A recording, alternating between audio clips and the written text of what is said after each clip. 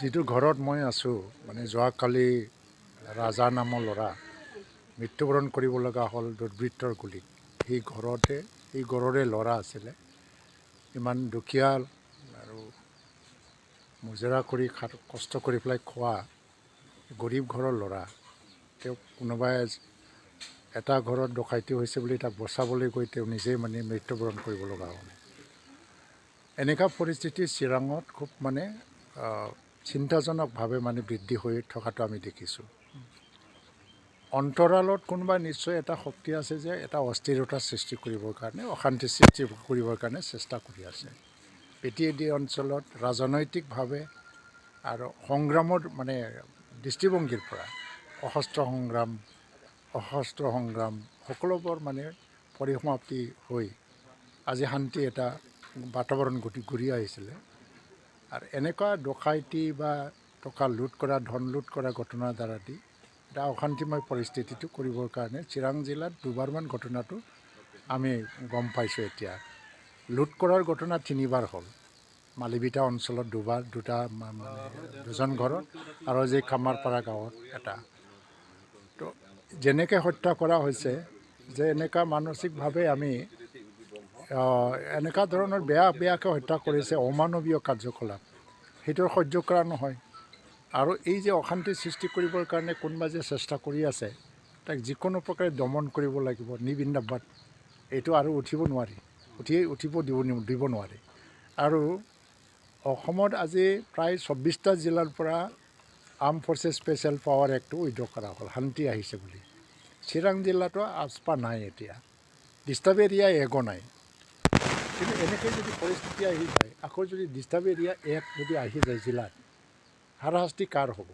এই দুৰ্বৃত্তসকলৰ বাবেই নহয়, তেওঁলোকে পলাই ফুৰিব। তেওঁলোকৰতো কোনো সামাজিক দায়বদ্ধতা নাই, কিন্তু সমাজত হাৰাশাস্তি আহি যাব। সেইটোকে কোনোবা আনিব বিচাৰিছে নেকি? সেইটো আমি চালি জাৰি চাই আছোঁ। আৰু এইটো খুব মানে শক্তিশালীভাৱে ডিল কৰিব লাগিব। আৰু এইটো আমি দমন কৰিবই লাগিব যিকোনো প্ৰকাৰে। এইটো অঞ্চলত আচলতে উগ্ৰপন্থীৰ যিহেতু সমস্যা নাই বা উগ্ৰপন্থী উগ্ৰপন্থীৰ লগত তাৰ কাৰণে ডকাইতি কৰি অশান্তিমূলক পৰিস্থিতি কৰা নোৱাৰি, কাৰণ সমাজে উগ্ৰপন্থী নিবিচাৰে এতিয়া।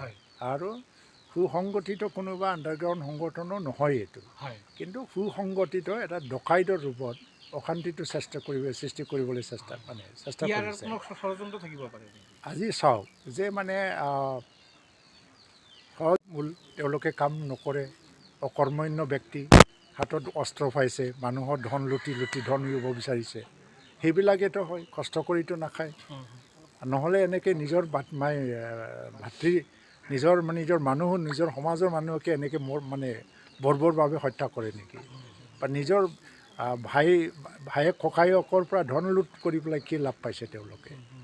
তেওঁলোকক আমি গম পাইছোঁ, কিন্তু কোনোবা হয়তো এটা আঁৰত শক্তি আছে, এনেকৈ মানে অশান্তি এটা অস্থিৰতা সৃষ্টি কৰিব লাগে। এইকাৰণে গোটেই বিষয়টো আজি মানে মই তদন্ত কৰিবৰ কাৰণে, জানিবৰ কাৰণে ইয়াত আহিছোঁ।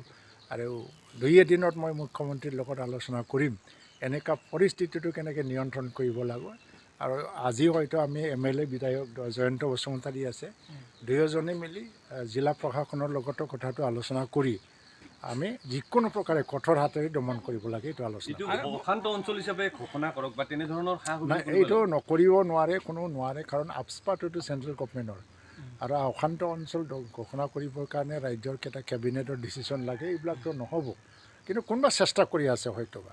এইটো মানে প্ৰাক্তন সদস্যসকলক পুনঃ সংস্থাপন নোহোৱাৰ কাৰণে তেওঁলোকে এনেদৰে অপৰাধমূলক কাৰ্যত সেইটো আমি ক'ব নোৱাৰি। সংস্থাপনৰ প্ৰক্ৰিয়া চলি আছে। কোনোবা 2-এজন যদি মানে অধৈৰ্য হৈ পেলাই এনেকুৱা কাৰ্যকলাপ লিপ্ত হৈছে, তেওঁলোকৰ জীৱন বৰবাদ যাব। কাৰণ সংস্থাপনৰ প্ৰক্ৰিয়া আৰম্ভ হৈছে, লাগিব সময় 1 বছৰ বা 1.5 বছৰ, সকলোৱে সংস্থাপনৰ মানে পেকেজ সুবিধাবিলাক পাব।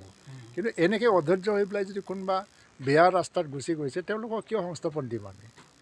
সমাজৰ এটা মানে ক্ৰিমিনেল হিচাপে মানে চিহ্নিত হৈ যাব তেওঁলোকে।